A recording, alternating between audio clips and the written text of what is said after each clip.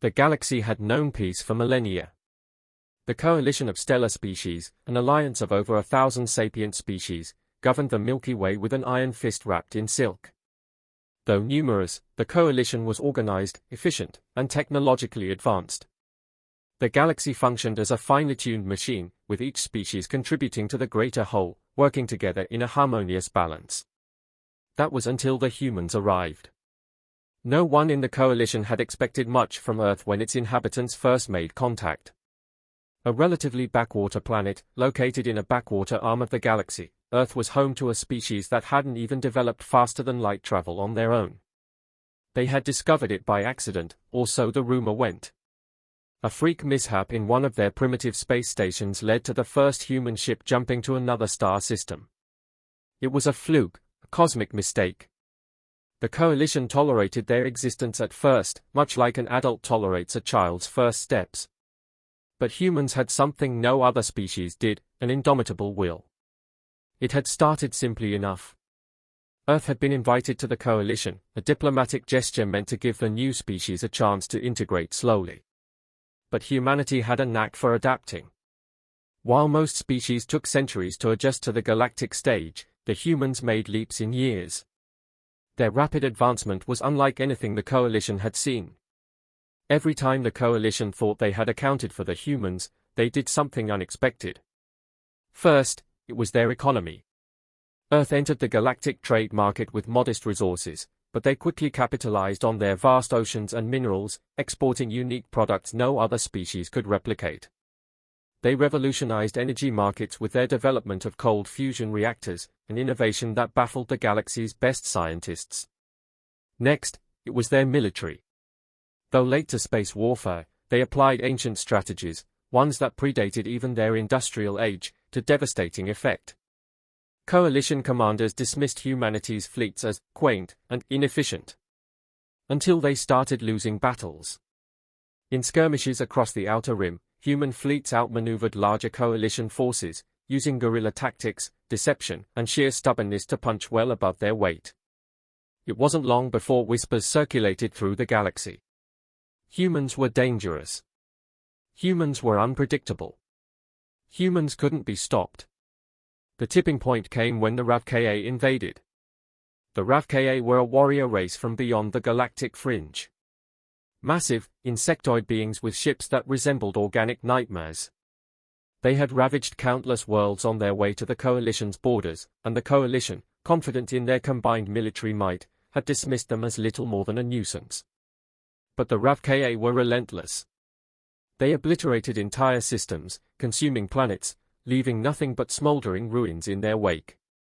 Coalition fleets fell like leaves in a storm. Hundreds of worlds were lost within a standard cycle, and panic began to spread. The Ravka were headed toward Earth, and the Coalition, seeing an opportunity to rid themselves of their newest rival, decided to leave the humans to their fate. Humanity will fall, they said. Their primitive defenses won't last a week. Earth's government, the Unified Terran Alliance, received no help from the Coalition. No fleets were sent. No supplies were delivered. No warnings were given. But humanity had faced extinction before.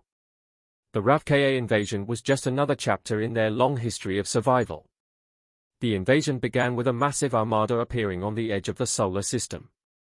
Thousands of Ravka bioships, each bristling with organic weaponry, hurtled toward Earth like a plague of locusts. The Coalition watched from afar, expecting the inevitable. But Earth had been preparing. From hidden shipyards on the Moon, Mars, and the asteroid belt, the Terran Defense Fleet emerged. Sleek warships bristling with weapons technology that was both human ingenuity and stolen Coalition designs. These ships, however, were not what the Ravka or the galaxy were prepared for. Humanity had learned much from their wars, and one lesson stood above the rest: hit harder, hit faster, and never back down. The first battle took place at the edge of the Kuiper Belt. The Ravka expected the usual strategy: hit and retreat, guerrilla warfare.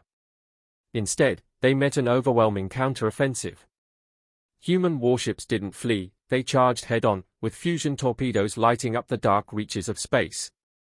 Ravka bioships cracked under the firepower, their once invincible hull splintering like glass. Terran soldiers boarded RAV-KA vessels, ripping through their insectoid enemies with terrifying efficiency. The galaxy watched in disbelief as Earth's forces not only held the line but pushed back. Then came the turning point. The RAV-KA Queen ship, a massive construct the size of a small moon, entered the solar system. It was said that wherever the Queen ship appeared, worlds crumbled. The Coalition had never faced it directly, they always retreated in fear. But not the humans. The Queen ship approached Earth, its weapon systems charging, ready to fire a planet-killing blast. It never got the chance. The UTA fired a weapon unlike anything the galaxy had seen, a planet-mounted railgun that launched a solid tungsten rod at near light speed. The shot, fired from a hidden installation on the dark side of the moon, pierced the Queen ship clean through, obliterating its core in a single hit. The RAV-KA forces, now leaderless, fell into disarray. Human ships hunted them down ruthlessly, ensuring none escaped to warn the galaxy of what had just transpired. In the aftermath, the galaxy was stunned. The Coalition had expected Earth to fall, but instead, the humans had dealt the RAV-KA their first ever defeat. Coalition envoys arrived on Earth, hoping to broker new agreements, to praise humanity for their valor and offer support. But Earth was no longer interested in playing by the Coalition's rules. When the UTA representatives stood before the Coalition Council, they spoke plainly. "You left us to die. We survived. Now, we do things our way." There was silence. The other species watched, shocked by humanity's defiance. But then the humans did something no one expected.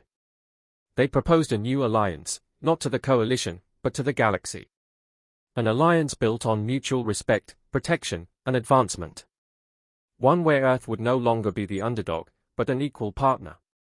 Species that had been oppressed by the Coalition for centuries flocked to humanity's banner. Earth became the heart of a new galactic power. The Coalition tried to resist at first, but they knew deep down that their time was over. The humans had shown them that survival wasn't about bureaucracy, or tradition, or technological superiority. It was about will. It was about never backing down, no matter the odds.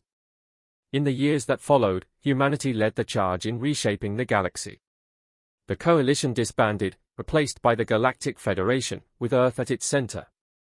Peace, true peace, finally settled over the Milky Way, not because of treaties or alliances, but because the galaxy had learned one undeniable truth. You don't mess with Earth. Ever. And that, my friends, is the story of how humanity rose from the ashes to become the unstoppable force the galaxy never saw coming. If you enjoyed this tale of grit, survival, and ultimate triumph, make sure to hit that like button and subscribe to the channel for more epic sci-fi stories just like this. Join our growing community of explorers, dreamers, and warriors as we dive into the unknown corners of the universe with fresh, action-packed content every week. Don't miss out, because here, the adventure is just beginning. See you in the next one.